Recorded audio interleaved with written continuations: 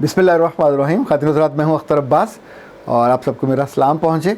आज हम जिस मौजू पर बात करने वाले हैं, अगर ख़ातून ये समझे किसी भी उम्र की हो कि मेरा मियाँ अहमक है, घामड़ है, बेवकूफ़ है, तो उसे क्या करना चाहिए। पर उससे पहले खुदा सैयद कहती हैं कि सर आपके लेक्चर सुनती हूँ और मेरी ज़िंदगी के कई पहलू मैंने सोचने से अपने आप को बदला है। खुदा थैंक यू वेरी मच। और अहमद सईद कहते हैं, और लुबना गनी ने भी यही लिखा है कि सर अब हम समझे हैं असल में आप क्या कहते हैं। आप तो औरतों की साइड लेते हैं, आप उनको खामोशी से, प्यार से, गुस्से से समझाते हैं और उनकी वो गलतियां बता देते हैं कि जो वो न करें और ताकि बच जाएं। और इस पे बाद औरतों को गुस्सा आता है, हालांकि गलतियां बताने से तो गुस्सा नहीं आना चाहिए। अहमद सईद और लुबना, आपने मेरे दिल की बात पकड़ ली, बहुत शुक्रिया। जहानत इसी चीज़ का नाम है। और राना फुरकान कहते हैं, सर मेरी उम्र 21 साल है, सबसे छोटा हूँ, 4 बहनें हैं, 3 की शादियाँ हो चुकी हैं। ओके, अब्बू बीमार रहते हैं, वालिदा ने रिटायरमेंट ले ली है। घर वाले मेरी शादी खाला की बेटी से करना चाहते हैं, वो मुझसे बड़ी है और मैं स्टूडेंट हूँ और वो लेक्चरर है, तो पेंशन से घर का ख़र्चा चलता है बड़ी मुश्किल से। मैं क्या करूँ, शादी करूँ कि ना करूँ। राना साहब, शादी तो करनी है, कर लीजिए। और ये शादी जो है, जो कि आप ख़ातून को पसंद करते हैं, वो भी आपको पसंद करती हैं, चूँकि जॉब भी कर रही हैं, तो आपको थोड़ा हेल्पिंग हैंड हो जाएगा। लेकिन याद रखिएगा, आप उस ख़ातून पे टेक लगा के मत बैठ जाइएगा, मर्द बनिएगा। मर्द वो होता है जो जिस भी उम्र में हो कमाता है, कमा के ला के अपनी माँ के हाथ पे, बाप के हाथ पे, बीवी के हाथ पे रखता है, तो फिर मर्द कहलाता है। अगर आप उसका खाने लग जाओगे, खाते रहोगे, तो ज़िंदगी तो चल जाएगी। पैसे की कमी बेशी से शादी में रुकावट ना डालिएगा। मेरा ख़्याल ये है, चूँकि अल्लाह के रसूल की ये हदीस है और फरमान है, मेरा तो आंखें बंद करके यकीन है कि रिस्क में कमी हो तो शादी कर लेनी चाहिए, और ज़्यादा कमी हो तो फिर ज़्यादा दोबारा शादी कर लेनी चाहिए। इस पर नाराज़ मत होइएगा, लेकिन रिस्क की कमी तो दूर हो जाएगी आपकी। अच्छा जी, अब आते हैं आज के मौजू की तरफ। ये सादिया भट्ट ने लिखा है कि सर मेरा शौहर बहुत बेवकूफ़ है और ये नहीं देखता कि मैं क्या कर रही हूँ और क्या कह रही हूँ, मेरी बात को अहमियत नहीं देता। ख़ातिन हज़रात, ऐसी जितनी अक्लमंद ख़वातीन या लड़कियाँ हमारे यहाँ पाई जाती हैं, वो एक बात हमेशा भूल जाती हैं कि जो बेटा अपने बाप को बुरा कहे वो कभी अच्छा नहीं होता। जो बेटी अपनी माँ की बुराइयाँ बयान करे मज़े ले लेके, वो कभी हलाली बेटी भी नहीं कहलाती। इसी तौर पे सियाने ये कहते हैं कि मर्द बादशाह है। जब आपकी शादी उससे होती है तो आप उसकी ज़ौजियत में जाते हो, उसकी बीवी बन के, उसकी अहलिया बन के। तो आप अपने दिल से अपने मियाँ को अगर बादशाह मानोगे तो ऑब्वियसली मलका कहलाओगे। आप उसको चूड़ा जमादार कहोगे तो जमादार नहीं कहलाओगे। आपको उसको मिरासी कहोगे तो मिरासन कहलाओगे। आपको उसको जुलाहा कहोगे तो जुलाहन कहलाओगे। जो आप उसको कहोगे, आप उसको अक्लमंद कहोगे, तो आप भी उसी के साथ ही। आप उसको दानिशमंद मानोगे और कहोगे, दानिश्वर मानोगे और कहोगे, आप उसको इज़्ज़तदार मानोगे तो आप भी इज़्ज़तदार कहलाओगे। वो बेइज़्ज़ता है, वो इज़्ज़त से महरूम आपने उसको कर दिया, आपकी इज़्ज़त कहाँ से आएगी। इसलिए कि लड़की की और औरत की ज़िंदगी में जो सोर्स ऑफ लाइट है, जो आपका ग्रिड स्टेशन है, वो तो आपका मर्द है।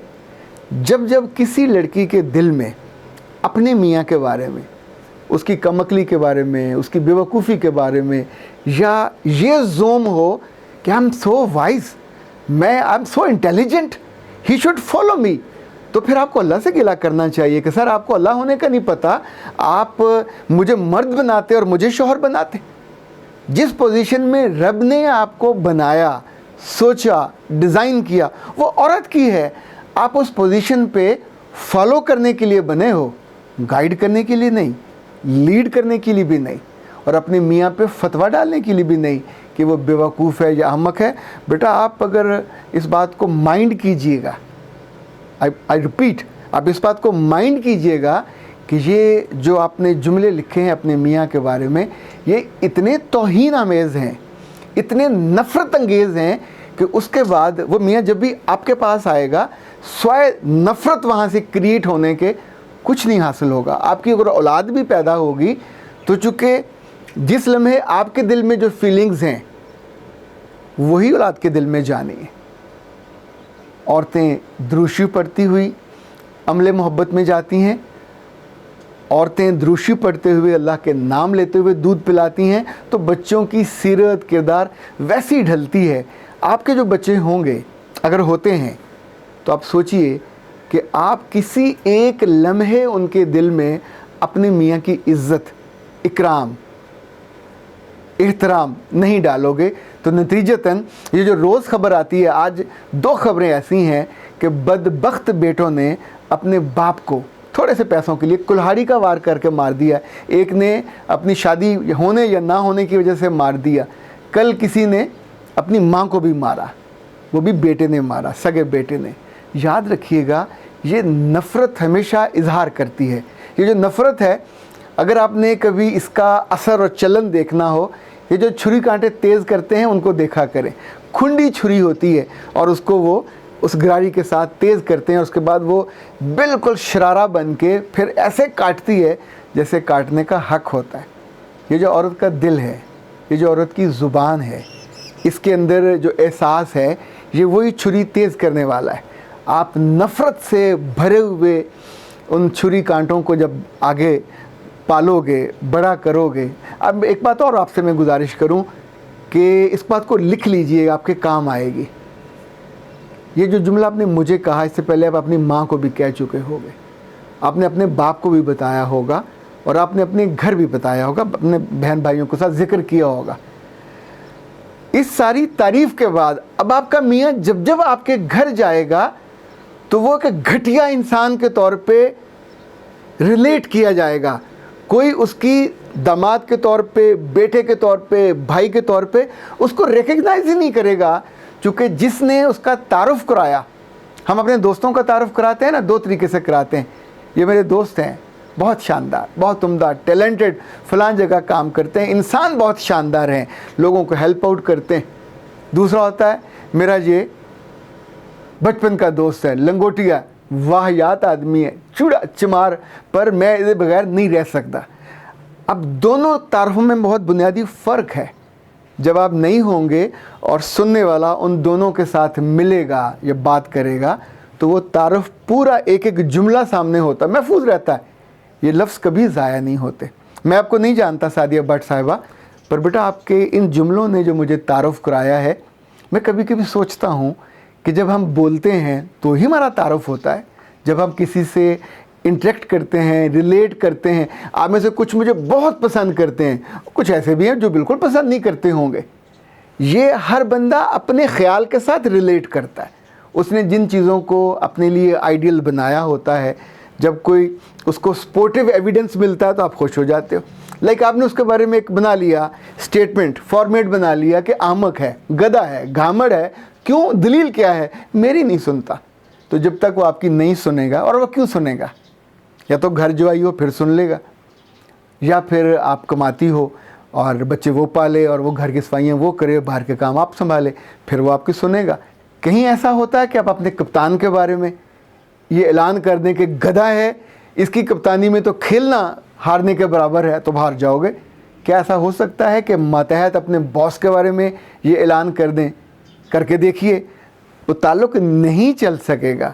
سو آپ کا میاں اگر کم عقل ہے آپ کی دلیل کی بنیاد پہ, تو میرے بچے اب تو کچھ نہیں ہو سکتا. سوائے اس کے کچھ فیصلے واپس ہوتے ہیں, کچھ فیصلے ٹوٹتے ہیں, کچھ فیصلوں کے کانٹے ہوتے ہیں. اگر آپ اس فیصلے کو ریورٹ کرو گے اور اس سے علیحدگی اختیار کرو گے تو پھر آپ کی یاد میں وہی رہے گا, اور آپ آگے جا کے پھر اسی کے ساتھ کمپیریزن کرتے رہو گے. خواتین حضرات, ایک مشکل سی بات ہے, کر کے دیکھ لیجئے, فائدہ ہو تو پھر مجھے دعا دیجیے گا. آپ کا میاں آپ کو نہ پسند ہو, اپنے منہ سے مت کہیے, اپنے دل میں بھی خیال مت آنے دیجیے, اس لیے کہ آپ نے اس کے ساتھ جینا ہے, آپ کا جینا مشکل ہو جائے گا. آپ اس کو پسند کرنے کے لیے کچھ دلیلیں ڈھونڈیے. رشتہ رہے گا یا نہیں رہے گا, تیسری کوئی چیز نہیں ہوتی. تو جب رہنا ہے تو پھر اس کو عزت سے رکھیے, پھر اس کو محبت سے رکھیے، پھر دل سے قبول کر لیجئے۔